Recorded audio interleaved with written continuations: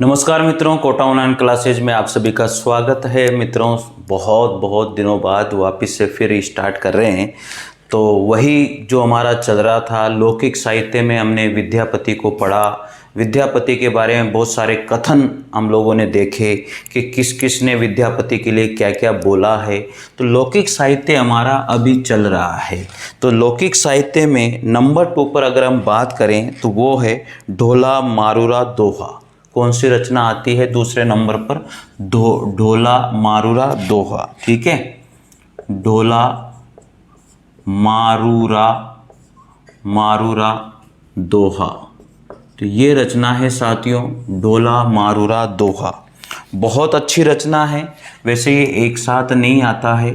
तो ढोला मारूरा दोहा, तो आप सबको पता होगा इस रचना के जो राइटर हैं, इस रचना को लिखने वाले जो रचनाकार हैं, बहुत बार पूछे गए हैं साथियों। तो मित्रों, मेरे जो नोट्स हैं, इम्पोर्टेंट नोट्स हैं, उनसे मैं आप लोगों को लिखवा रहा हूँ। और एक एक चीज़ लिखवाने की वजह से सब कुछ यहाँ से एक एक चीज़ मैं लिखवा रहा हूँ इन नोट्स के माध्यम से, ताकि कोई भी चीज़ आपकी छूटनी नहीं चाहिए। अरे जब नोट्स बना रहे हैं तो परफेक्ट बनने चाहिए ना, क्यों छूटनी चाहिए? तो यही बात आपको ध्यान देनी है। और ढोला मारूरा दोहा जो रचना है वो 11वीं सदी की रचना है। कौन सी सदी की रचना है? 11वीं सदी की रचना है। तो यह आप लोगों को ध्यान रखनी है साथियों। अब इसके जो रचनाकार हैं साथियों, आप सबको पता है इसके रचनाकार कौन है? कवि कल्लोल। इसके रचनाकार सबको पता होना चाहिए क्योंकि बहुत इंपॉर्टेंट रचना है। कवि कल्लोल इसके रचनाकार हैं। ठीक है, तो मेरे हिसाब से रचनाकार की तो कोई दिक्कत ही नहीं है, हर किसी को याद हो जाएंगे ये तो रचनाकार में तो कोई समस्या किसी को भी नहीं होनी चाहिए। ठीक है, तो कवि कल्लोल इसके रचनाकार हैं। अब विशेष बात इसमें क्या आती है जो आपको याद रखनी है? देखो, हर कोई इस कहानी को जानता है, इसमें क्या कहानी है और क्या नहीं है। तो मैं आप लोगों को एक बार बता देता हूँ। आचार्य रामचंद्र शुक्ल के अनुसार यह रचना सर्वप्रथम 1473 में कवि कल्लोल के द्वारा रची गई थी। मतलब आचार्य जो रामचंद्र शुक्ल हैं, इन्होंने कहा कि ये जो रचना है आचार्य शुक्ल के अनुसार तो इन्होंने माना कि जो रचना है वो 1473 ईस्वी में कवि कल्लोल ने रची। ठीक है, कवि कल्लोल ने रची। भाई आचार्य रामचंद्र शुक्ल तो कहते हैं कि ये जो रचना है वो कवि कल्लोल के द्वारा रची गई है साथियों। ऐसा आचार्य रामचंद्र शुक्ल ने कहा है कि 1473 में ये जो रचना है, आचार्य शुक्ल ने कहा। ये बात ध्यान रखना भाई, सबसे इम्पोर्टेंट बात यही है कि इन्हीं छोटी छोटी चीज़ों को आपको ध्यान रखना है। तो आचार्य शुक्ल कहते हैं कि 1473 में जो रचना है ढोला मारूरा दोहा वो कवि कल्लोल के द्वारा रची गई थी सर्वप्रथम। यहाँ पर यह सबसे इम्पोर्टेंट बात है, सर्वप्रथम। ठीक है, तो सर्वप्रथम कवि कल्लोल ने रची 1473 में। और बाद में जो है एक जैन कवि थे। और यहाँ पर दूसरी बात आती है कि बाद में जैन कवि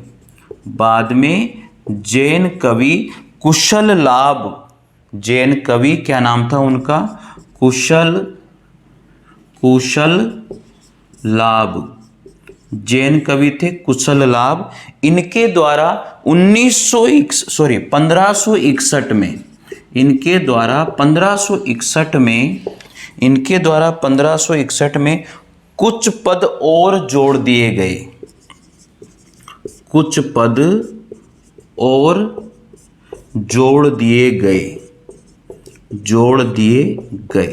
तो साथियों, लिखने वाले जो राइटर हैं वो तो कौन है? कवि कल्लोल ही हैं।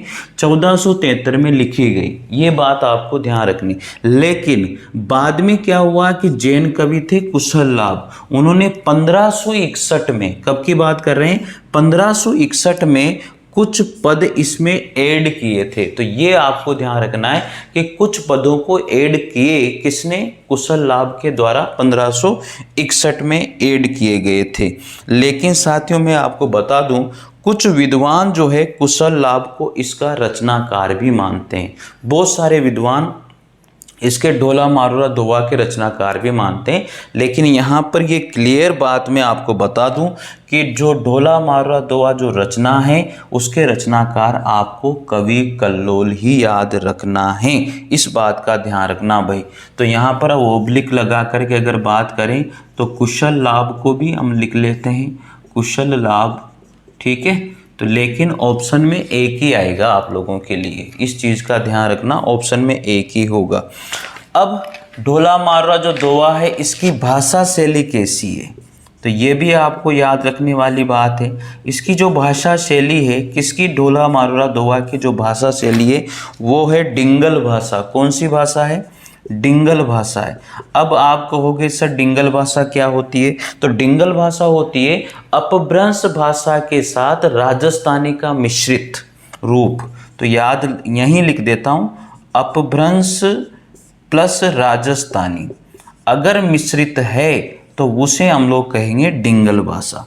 अपभ्रंश के साथ राजस्थानी वो हो जाएगी हमारी कौन सी भाषा, डिंगल भाषा। ये आपको ध्यान रखना है। अब इसका जो ढोला मारुरा दोहा जो रचना है इसका संपादन किसके द्वारा किया गया था, तो संपादन साथियों किसके द्वारा किया गया, 1934 ईस्वी में, 1934 ईस्वी में काशी नागरी प्रचारणी सभा के द्वारा किया गया। तो नागरी प्रचारणी सभा काशी, इसके द्वारा इसका क्या किया गया, संपादन कार्य किया गया। तो याद रखना, ढोला मारुरा दोहा किसने लिखा, कवि कल्लोल ने। कुछ पद किसने जोड़े, कुशल लाभ ने। 1473 में ही लिखा गया था। किसने माना सर्वप्रथम, आचार्य रामचंद्र शुक्ल ने। कुछ पद जोड़े कुशल लाभ ने 1561 में। इसकी भाषा शैली कैसी है, डिंगल भाषा है। डिंगल भाषा अपभ्रंश और राजस्थानी को कहते हैं। और संपादन जो कार्य किया गया है वो 1934 ईस्वी में किया गया है। किस संस्था के द्वारा, नागरी प्रचारणी सभा जो है काशी में है, इस संस्था के द्वारा किया गया था। कब किया गया था, 1934 ईस्वी में किया गया था। इस बात का आपको ध्यान रखना है साथियों। अब इसमें जो नायक हैं वो कौन है, इसमें जो नायक है साथियों वो जयपुर के कछुआ वंश के शासक राजा नल का पुत्र राजकुमार ढोला। नायक कौन है, राजकुमार ढोला। ये आपको पता होगा कि इसके जो नायक हैं वो राजकुमार ढोला है। जयपुर के कछुआ वंश के जो राजा हुए थे और वो राजा का नाम था राजा नल। तो उनके पुत्र थे ये, उनके सुपुत्र थे राजकुमार ढोला, ठीक है। तो इसके नायक हो गए। अब इसकी नायिका के बारे में भी आपको पता होना चाहिए। तो इसकी नायिका यहीं लिख लेते हैं साथियों, याद होना चाहिए नायक और नायिकाएं कौन कौन हैं। तो नायक तो हैं राजकुमार ढोला और नायिका है साथियों, सबको याद होगा ये मूमल इसकी नायिका थी क्या, ठीक है। नायिका थी पुंगल, पुंगल जो बीकानेर की रहने वाली थी। कहाँ की रहने वाली थी, बीकानेर की रहने वाली थी। पुंगल के राजा पिंगल की पुत्री राजकुमारी नायिका कौन थी, पुंगल बीकानेर की रहने वाली क्या नाम था उसका, मारवणी, मारवणी। ये याद रखना साथियों। तो याद हो जाएगा, नायक तो कछुआ वंश राजा नल का पुत्र राजकुमार ढोला था और नायिका थी पुंगल बीकानेर की रहने वाली मारवणी, जो किसकी पुत्री थी, राजा पिंगल की पुत्री थी। ये किसकी पुत्री थी, राजा पिंगल की पुत्री थी मारवणी। तो याद हो जाएगा क्या। तो साथियों इस तरह के नोट्स हम लोग यहाँ पढ़ रहे हैं और आपको अगर अच्छा लगता है कि सर बढ़िया नोट्स लिखवाते हैं तो प्लीज़ निश्चित रूप से चैनल से जुड़िए, लाइक कीजिए, शेयर कीजिए। और नोट्स अगर किसी को मंगवाने हैं तो डिस्क्रिप्शन में लिंक दिया हुआ है, मेरे नंबर दिए हुए, वहाँ से आप व्हाट्सएप मुझे कर सकते हो साथियों। तो हिंदी साहित्य का इतिहास के नोट्स, काव्य शास्त्र के नोट्स, साइकोलॉजी के नोट्स, जिसके भी नोट्स मंगवाने हैं आपको वो हिंदी से संबंधित और साइकोलॉजी से संबंधित सारे नोट्स आपको मिल जाएंगे, ठीक है साथियों, तो चलिए आगे बढ़ते हैं। इसी क्रम में आपने लिख लिया होगा, वीडियो को रोक करके भी आप लिख सकते हो, कोई भी दिक्कत इसमें नहीं होनी चाहिए। तो नायक तो है राजकुमार ढोला और नायिका है बीकानेर, पुंगल बीकानेर की रहने वाली मारवाणी पिंगल राजा की पुत्री। ठीक है, अब सहनायिका कौन है? सहनायिका साथियों एक एक बात लिखा रहा हूं, मतलब ये सोच के चलिए जिस तरह से कोचिंग में से आप रजिस्टर भर के लाते हो ना, वो मैं भरा रहा हूं फ्री फोकट में, ये मान के चलिए। इसलिए चैनल से जुड़ जाइए, पूरा कोर्स में कराऊंगा। अभी थोड़े से वीडियो कम इसलिए डालता हूं क्योंकि वैकेंसी अभी नहीं है, ये बेकार ही जाते हैं सारे वीडियो, कोई नहीं पढ़ रहा है इनको, कोई नहीं देखता। इस वजह से मैं थोड़े ढीला मैं भी पड़ा हुआ हूँ, इसलिए घबराए नहीं। जब वैकेंसी आ जाएगी ना, एक दिन में 2-2 3-3 वीडियो आपके पास आएंगे, इसलिए जुड़ जाइए चैनल से, पढ़िए। ठीक है, तो सहनायिका है मालवा की राजकुमारी मालवणी। क्या नाम है? मालवा की राजकुमारी राजकुमारी मारवणी। क्या नाम है? मारवणी। तो ये नाम है साथियों। तो सहनायिका तो मारवणी है, और जो है साथियों मालवणी, मारवणी नहीं मालवणी, याद रखना भाई, मालवणी और मारवणी, ये थोड़ा सा कंफ्यूजन आपको नहीं होना चाहिए। नायिका तो कौन है? मारवणी है, और इसकी जो सहनायिका है वो है मालवणी। कहाँ की रहने वाली है? मालवा की राजकुमारी है। अब आप सोचिए सहनायिका में। चले आगे फिर देख लेते हैं, इसमें जो विशेष तथ्य जो भी हैं उनको भी थोड़ा सा पढ़ लेते हैं। विशेष तथ्य में क्या क्या बातें हमें ध्यान रखनी है इसके अंतर्गत। तो पहली बात है, ये एक लोक प्रचलित प्रेम काव्य है। क्या है ये? लोक प्रचलित प्रेम काव्य, लोक प्रचलित प्रेम काव्य है, ये आपको ध्यान रखना है। लोक प्रचलित प्रेम काव्य है क्या? ढोला मारवा दोहा। दूसरी बात इसमें लिखी हुई है कि मूल रूप से ये दोहों में मिलता है, और इसका जो मूल रूप है, इसका मूल रूप कहाँ मिलता है साथियों? दोहों में मिलता है। ठीक है, इसका जो मूल रूप है वो दोहों में मिलता है साथियों। और तीसरी बात जो हमें ध्यान रखनी है, हजारी प्रसाद द्विवेदी ने इसके दोहों को, जो आचार्य हजारी प्रसाद द्विवेदी हुए हैं, उन्होंने, द्विवेदी ने इसके दोहों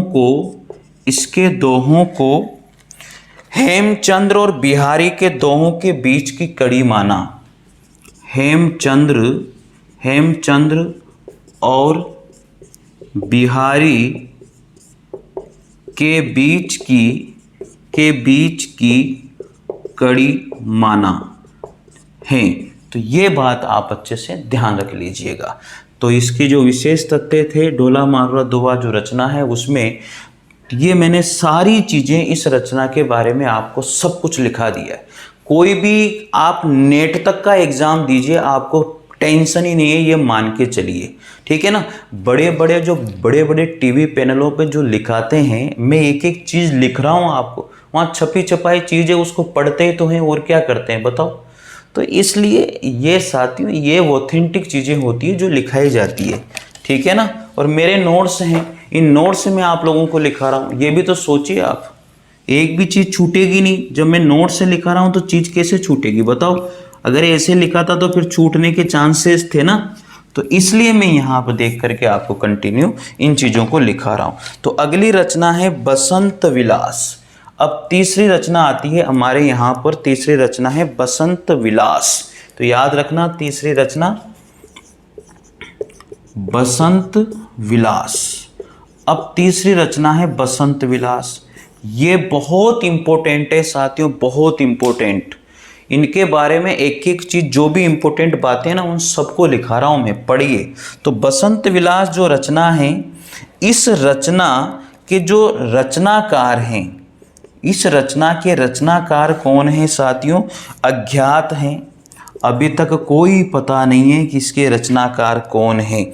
इसमें थोड़े से विशेष तथ्य हैं, इन विशेष तथ्यों पर थोड़ा सा जोर डाल लेते हैं कि इसमें इम्पोर्टेंट बात क्या है।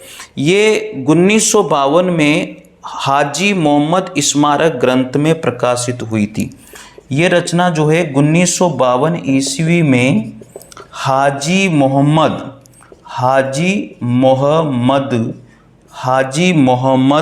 या मुहम्मद हाजी मोहम्मद स्मारक ग्रंथ में प्रकाशित हुई। ठीक है।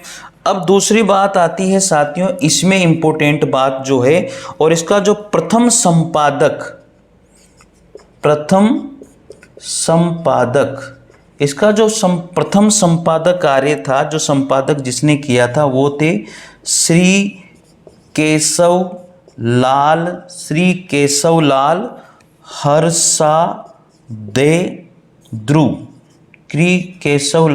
हर्षादे ध्रुव, इन्होंने साथियों इसका संपादन किया था।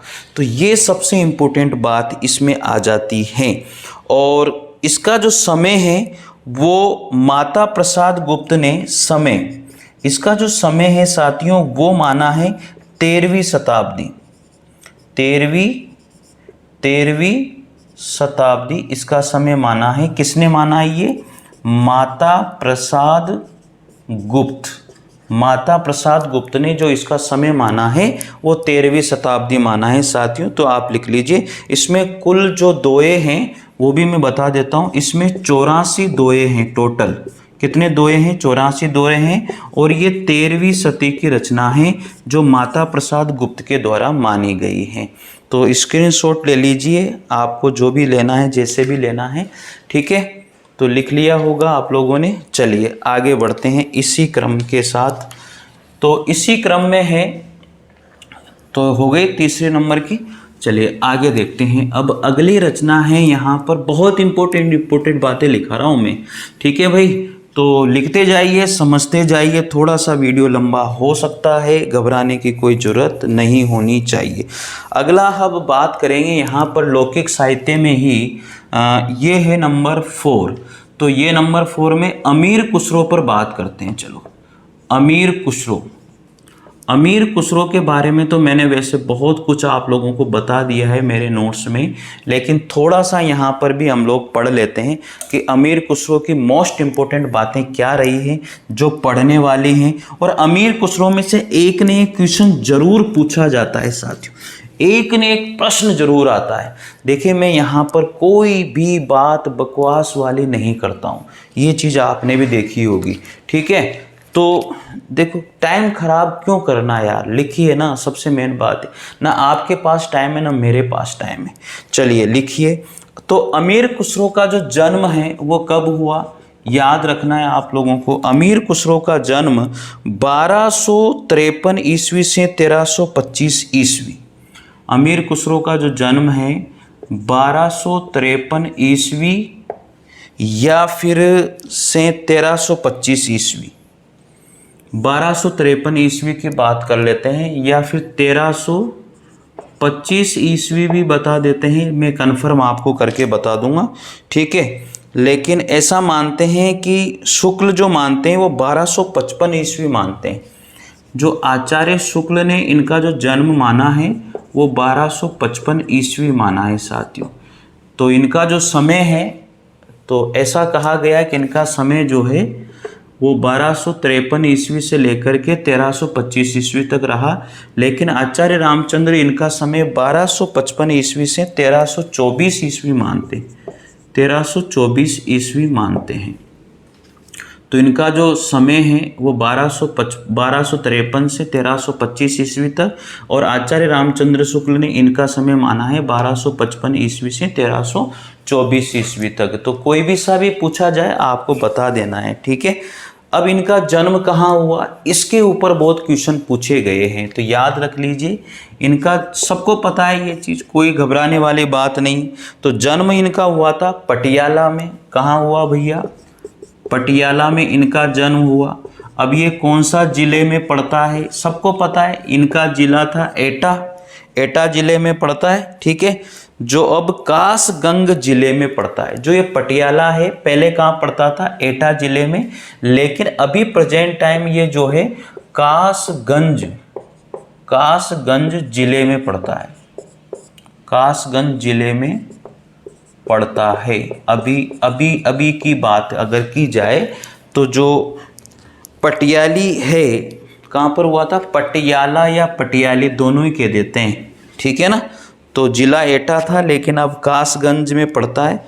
और इनकी मृत्यु, ऐसा कहा जाता है कि इनकी जो मृत्यु हुई थी वो 1324 ईस्वी में हुई थी। इसका मतलब आचार्य शुक्ल की बात यहाँ पर ऑथेंटिक लगती है, अर्थात विक्रम संवत की बात करूँ तो 1381 की बात हो रही है, 1381 विक्रम संवत, ठीक है, 1381 विक्रम संवत में ये इनकी मृत्यु बताई जाती है। तो इनके बारे में तो बहुत कुछ है भैया पढ़ने को, खतरनाक है, बहुत कुछ लिखना है इनके बारे में, तो तैयार हो जाइए। इनका जो मूल नाम था वो क्या नाम था, मूल नाम इनका क्या रहा है, बहुत से स्टूडेंट पूछते हैं, तो लिख लीजिए अब्दुल हसन। क्या नाम था, अब्दुल हसन। तो इनका जो मूल नाम था वो अब्दुल हसन या फिर अब्बुल हसन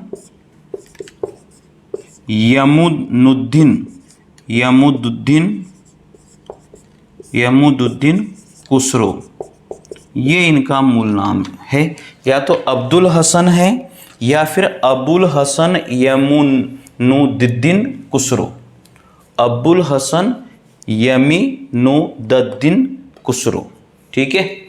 इस तरह से नाम आ जाते हैं तो आप कर लेना, वैसे अब अब्दुल हसन ही आता है अधिकतर। तो चलिए अब इनके उपनाम भी पूछ ले जाते हैं, बहुत सी बार पूछे जाते हैं कि इनको किस उपनाम से जाना जाता है। सबको पता है इनके बारे में, तूतीय हिंद इनको कहा जाता है, तूतीय हिंद इनको कहते हैं, नहीं कहते हैं, तूतीय हिंदी भी इनको कहते हैं। नंबर 2 तुर्क ये अल्लाह इनको भी कहा जाता है, ठीक है। तो तुर्क ये अल्लाह, तो याद रखना दोनों उपनाम इनके रहे हैं, तूतीय हिंद या तुर्कीय अल्लाह, ठीक है, तो रह जाएगा याद। चलिए आगे बढ़ते हैं। तूतीय हिंद की उपाधि इनको किसने दी थी, ईरान देश के लोगों के द्वारा दी गई थी। तो ये तूतीय हिंद की उपाधि, ये उपाधि इनको जो दी थी वो ईरान देश के लोगों ने दी थी, ईरान देश के लोगों से ये उपाधि मिली है, लोगों से ये उपाधि मिली। और तुर्कीय, ये जो उपाधि है इनको तुर्कीय हल्ला, ये इराक देश के लोगों ने इनको दी थी, ठीक है। तो इसके तो कोई ऐसी कंफर्म नहीं है, लेकिन जो तूतीय हिंद की उपाधि है वो ईरान देश के लोगों के द्वारा दी गई थी, ये कंफर्म है। चले आगे बात करते हैं अब खुसरो की उपाधि। अब खुसरो की जो उपाधि इनको मिली है अमीर खुसरो, तो जो खुसरो भी एक उपाधि है इनकी, ठीक है। चलिए लिखिए। हाँ, तो यहाँ तक की बात समझ में आ गई होगी अमीर खुसरो के बारे में। और भी बहुत सारी बातें हैं, लिखते जाइए आप, बहुत इम्पोर्टेंट चीज़ें हैं साथियों, अच्छे नोट्स हैं जो आप लोगों को लिखने चाहिए, पढ़ने चाहिए, ठीक है। खुसरो की उपाधि, तो खुसरो की उपाधि, अब इनको जो खुसरो की उपाधि है साथियों वो है 12 वर्ष की आयु में ख्वाजा इज्जुद्दीन के द्वारा दी गई थी। याद रखना, इनको खुसरो की जो उपाधि है ये 12 वर्ष की आयु में दी गई थी। किसके द्वारा दी गई थी, ख्वाजा इज्जुद्दीन,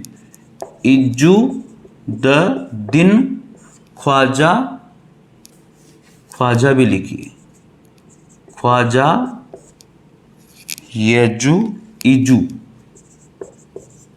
इजुद्दीन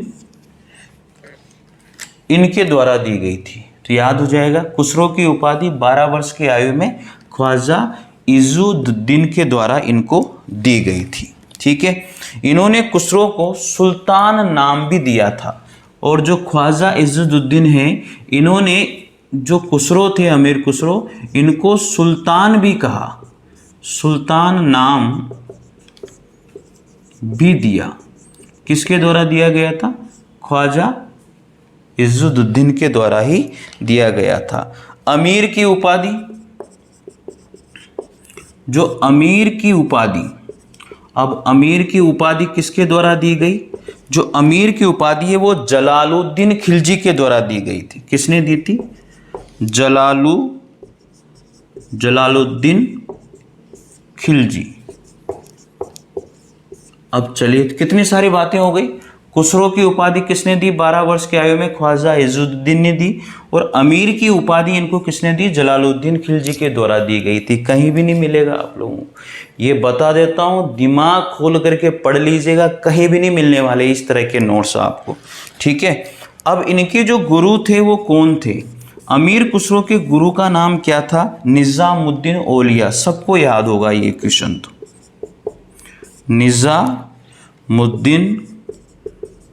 निजामुद्दीन औलिया, ठीक है, औलिया, निजामुद्दीन औलिया इनके गुरु का नाम था। चलिए अब आगे बात करते हैं इसी क्रम में। ईश्वरी प्रसाद ने खुसरो को महाकवि, ईश्वरी प्रसाद ने खुसरो को महाकवि या कवियों में राजकुमार की संज्ञा दी है। कवियों में राजकुमार की संज्ञा दी है। मैं अलग हट रहा हूँ, आप थोड़ा सा, आपको पूरा दिख जाएगा, आप स्क्रीनशॉट भी ले सकते हो। तथा इन्हें कवि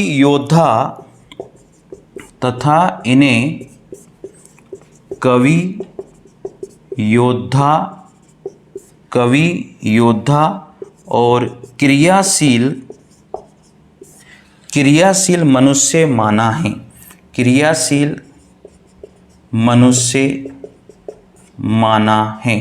तो साथियों, ये बहुत इंपॉर्टेंट बातें हैं अमीर खुसरो के बारे में, बहुत इंपॉर्टेंट है। जितनी भी चीज़ें मैंने लिखाई है आप लोगों को पढ़ना है, लिखना है, ठीक है। अब आते हैं इनकी प्रमुख रचनाओं पर। लिख लिया होगा, स्क्रीनशॉट ले लो फटाफट जल्दी से।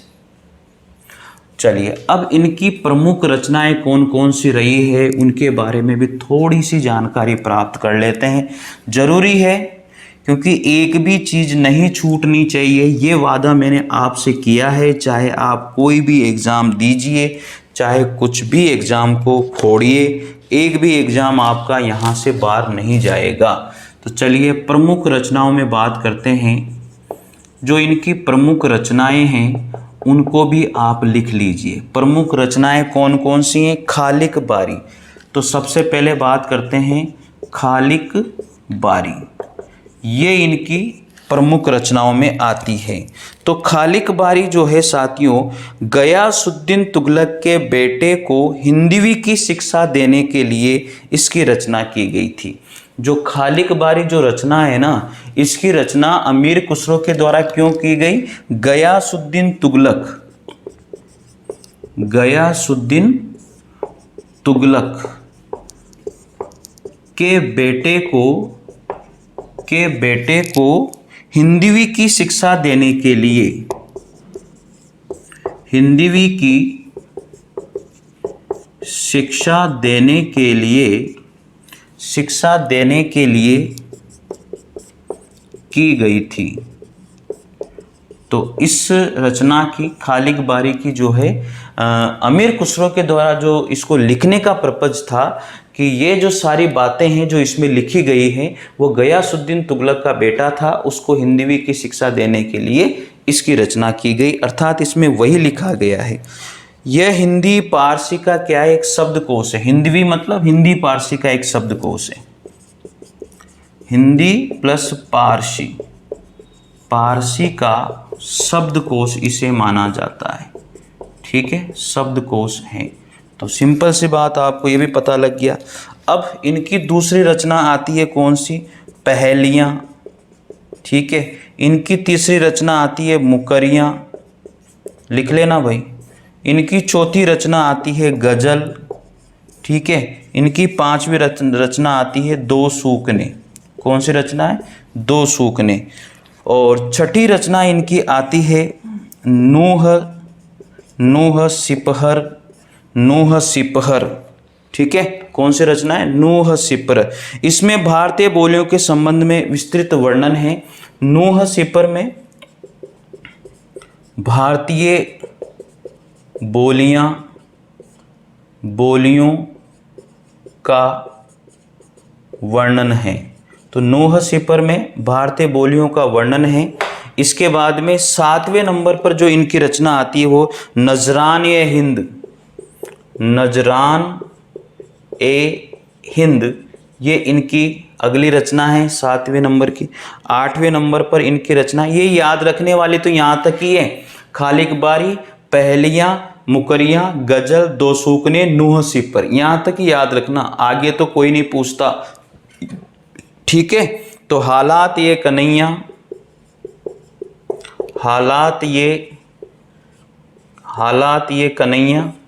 और 9वें नंबर पर है किस्सा चाह दरवेश, किस्सा चाह दरवेश।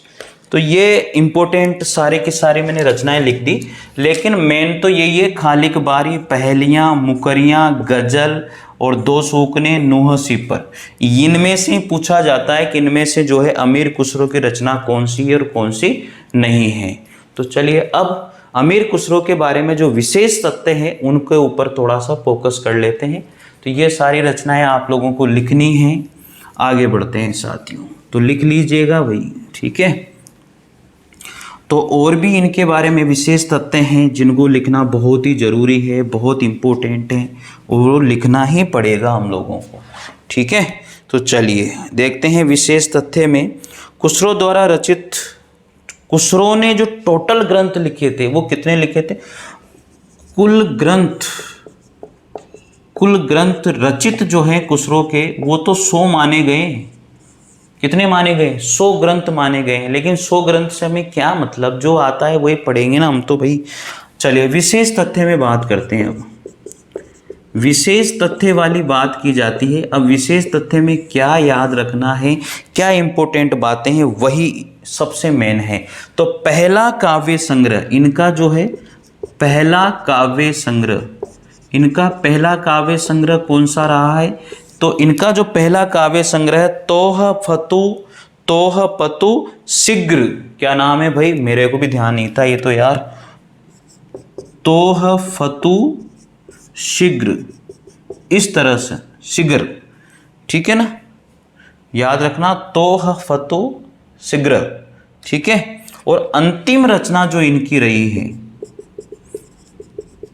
इनकी अंतिम रचना, इनकी जो अंतिम रचना है वो कौन सी है, तुगलकनामा, तुगलकनामा, ये इनकी अंतिम रचना रही है भाई।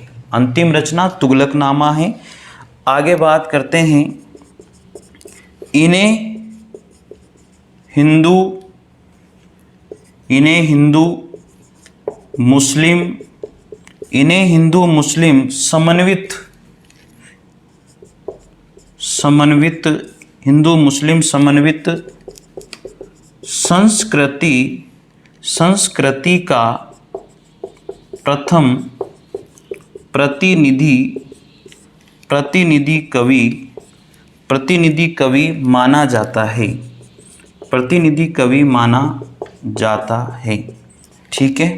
आगे है प्रथम आश्रयदाता। अब प्रथम आश्रयदाता कौन रहे हैं इनके, वो थे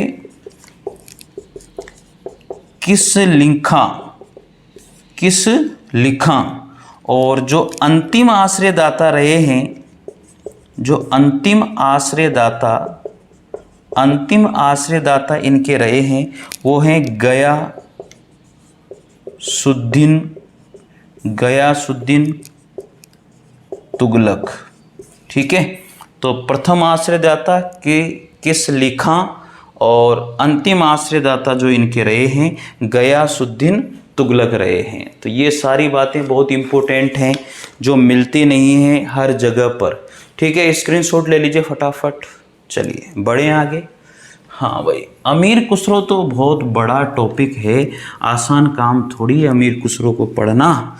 एक एक चीज़ लिखा रहा हूँ, ये सोच लीजिए भाई, ठीक है ना। और फिर भी नहीं पढ़ो तो आपकी मर्जी है, देखो मैं कुछ नहीं कह सकता, क्योंकि जिनको भटकना है वो इधर उधर चैनलों पर भटकते फिरेंगे, वो इधर उधर डोलते फिरेंगे और कुछ भी नहीं है, ठीक है ना। और नोट्स मंगवाने हैं तो डिस्क्रिप्शन में लिंक है, वहाँ से आप नोट्स मंगवा सकते हो, ठीक है, बात कर सकते हो, फ़ोन नंबर भी मैंने वहाँ दिए हुए हैं, ठीक है। तो आगे लिखेंगे इसी अमीर खुसरो के अंतर्गत, खुसरो ने दिल्ली के पूरे, बहुत इम्पोर्टेंट बात है, खुसरो ने दिल्ली के पूरे, खुसरो ने दिल्ली के जो पूरे 11 सुल्तानों को गद्दी पर बैठते देखा है। पूरे के पूरे जो 11 सुल्तान रहे हैं, सुल्तानों को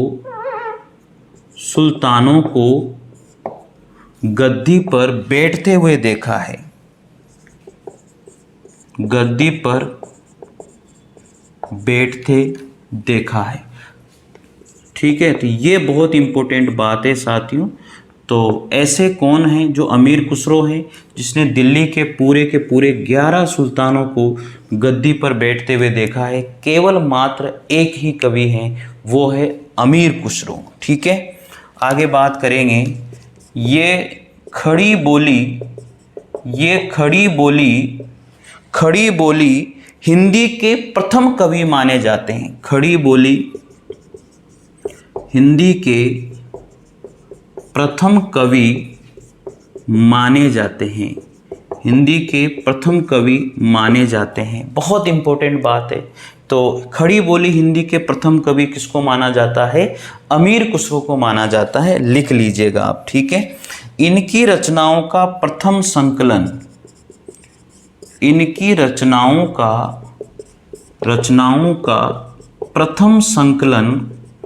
प्रथम संकलन साथियों कहाँ हुआ था?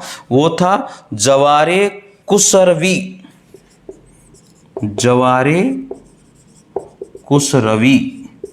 इसमें संकलन किया गया था। जवारे कुसरवी नाम से सन 1918 ईस्वी में मौलाना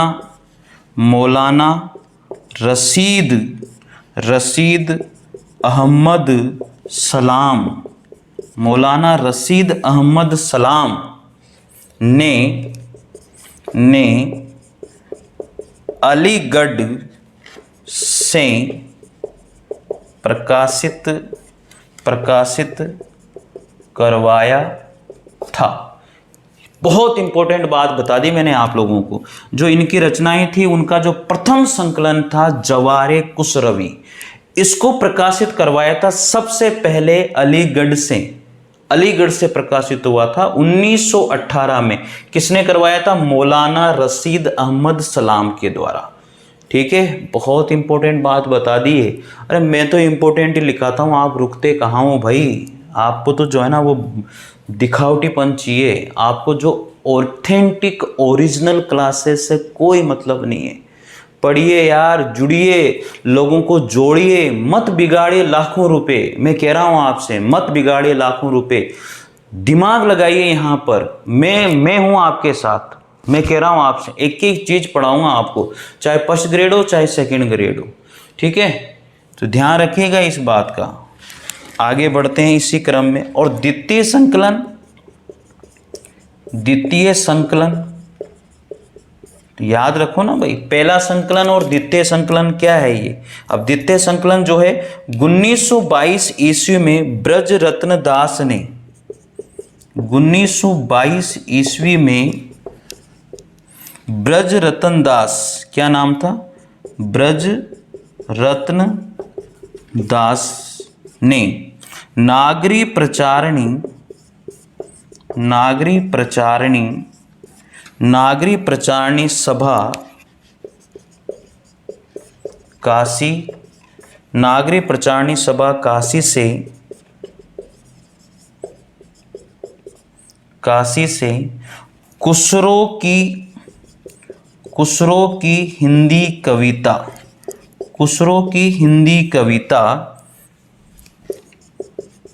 नाम से प्रकाशित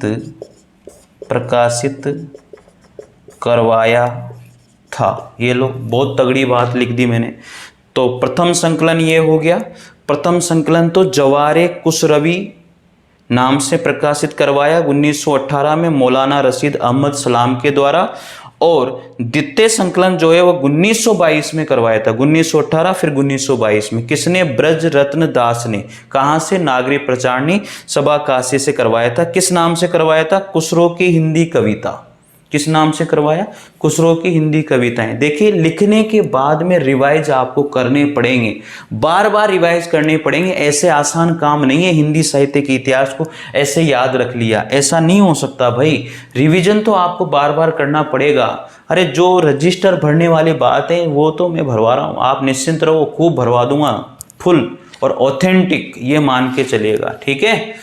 और अच्छा लग रहा है तो निश्चित रूप से आपका कमेंट आना चाहिए, दूसरे लोगों को बताइए, मत बिगाड़िए पैसे इधर उधर कहीं पर भी बड़ी बड़ी क्लासेज कोचिंगों में, ठीक है साथियों, मत बिगाड़ो पैसे। मैं फिर कह रहा हूँ आप लोगों से, मैं पढ़ाऊँगा आपको पूरा का पूरा। अच्छा लगे तो ज़रूर बताना, सर आप बहुत अच्छा मैटर पढ़ा रहे हो और बहुत अच्छा मैटर लिखा रहे हो, ठीक है भाई। तो हो गई बात यहाँ तक। अब अमीर खुसरो जो थे, इन्हें अमीर खुसरो को साथियों अवधी भाषा का प्रथम कवि माना। अवधी भाषा का प्रथम कवि माना। किसने माना? डॉक्टर राम कुमार वर्मा। तो अमीर खुसरो को अवधी भाषा का पहला कवि मानने वाले कौन थे? डॉक्टर राम कुमार वर्मा थे, जो आपको याद होना चाहिए। खुसरो ने अपने गुरु की मृत्यु पर दुखी होकर के जो लिखा था वो सबको पता है, तो ये भी लिख लीजिए। खुसरो ने गुरु निजामुद्दीन औलिया इनके गुरु थे ना, ये ध्यान रखना। तो खुसरो ने गुरु की मृत्यु पर लिखा। क्या लिखा वो पढ़िए, वो लिखिए आप। क्या लिखा था इन्होंने? लिखा था दुखी होकर के लिखा है, गोरी सोवे सेज पर, गोरी सोवे सेज पर, गोरी सोवे सेज पर एक मात्रा लगा लीजिए, गोरी सोवे सेज पर मुख पर डारे केस, मुख पर डारे केस, सबको पता है ये, मुख पर डारे केस, ठीक है। चल खुसरो घर आपने, चल खुसरो घर आपने, ठीक है। रेन भई चौदेश, रेन भई चौदेश, बहुत तगड़ी बात इन्होंने लिखी थी और ये अनेक बार पूछी गई है। ये गोरी सोवे सेज पर मुख पर डारे केस, चल खुसरो घर आपने, रेन भय चौदेश।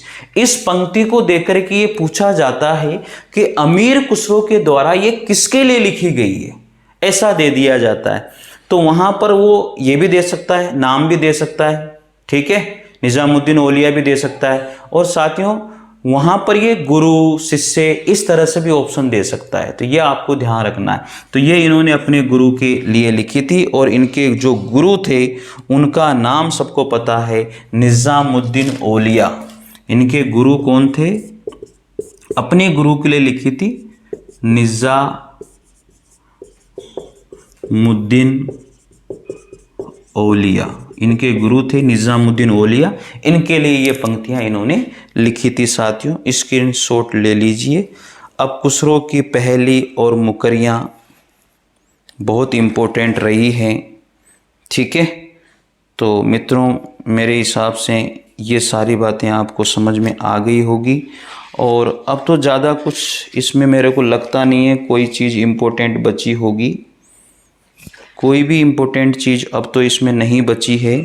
अमीर खुसरो हिंदी के पहले ऐसे कवि हैं, मतलब अब तो मुझे नहीं लग रहा है। खुसरो की पहेलियाँ और मुकरियाँ मैं लिखा दूंगा आप लोगों को, ठीक है। तो सारी के सारी इम्पोर्टेंट बातें मैंने लिखवा दी है। तो मित्रों, मेरे हिसाब से आपको अच्छा लगा होगा, और अच्छा लगा है तो निश्चित रूप से लाइक और शेयर और कमेंट ज़रूर कीजिएगा, और चैनल पर पहली बार आते हो तो निश्चित रूप से सब्सक्राइब कीजिएगा।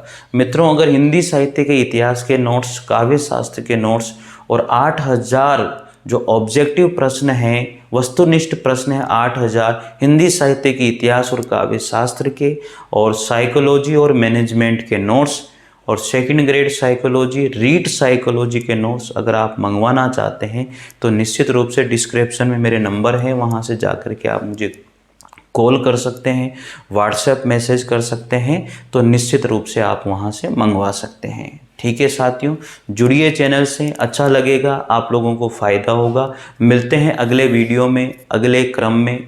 धन्यवाद आप सभी का। जय हिंद, जय भारत। थैंक यू मित्रों।